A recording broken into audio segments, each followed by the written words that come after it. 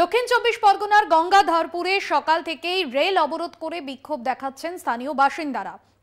Rail লাইনের কাজের পর স্টোন চিপ ফেলে থাকায় পড়ে থাকার জন্য প্রায়শই দুর্ঘটনার সম্মুখীন হতে হয় নিত্যযাত্রীদের। আর তার জেরেই এই অবরোধ বিক্ষোভে নেমেছেন আজ সকাল থেকেই স্থানীয় বাসিন্দারা। প্রায় দিনই দুর্ঘটনার সম্মুখীন হন নিত্যযাত্রীরা। প্রতিবাদে রেল অবরোধ করে বিক্ষোভ স্থানীয়দের।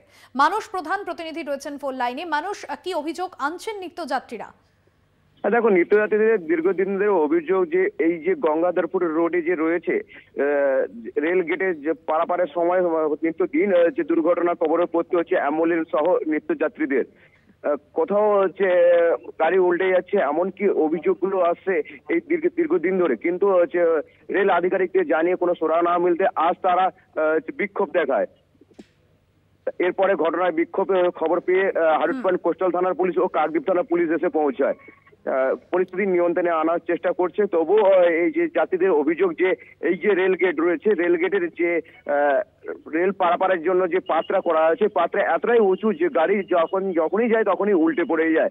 তার জন্য যে সঠিক যেন সুরাহা হয়, তার এই ব্যবস্থা যেন করতে চাইছে, এমনটি চাইছে এই মানুষ। এখনো পর্যন্ত কি অবরোধ চলছে? হ্যাঁ, এখনো পর্যন্ত অবরোধ চলেছে বাসুদেবী। তোমায় বলে রাখি হচ্ছে এরা চাইছে যে একটা বিহিত হোক, যে এই রাস্তার উপরেতে যেন নিমিষের মধ্যে যে অ্যাম্বুলেন্স থেকে যাত্রীদের পরিষেবা যেন ভালোভাবে দেওয়া যায়, তার জন্য একটা সঠিক সুরাহা হয়, এমনটি চাইছে। একদমই ধন্যবাদ জানাবো মানুষ। প্রায় দিনই দুর্ঘটনার সম্মুখীন হন নিত্যযাত্রীরা। দক্ষিণ চব্বিশ পরগনার গঙ্গাধরপুরের রেল লাইনে নেমে বিক্ষোভ দেখাচ্ছেন স্থানীয় বাসিন্দারা।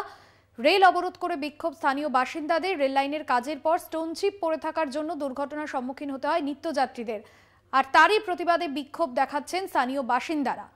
সেই ছবি আপনারা দেখছেন। রেল লাইনের কাজের সময় স্টোন চিপ পড়ে থাকায় দুর্ঘটনার সম্মুখীন হতে হয় নিত্যযাত্রীদের।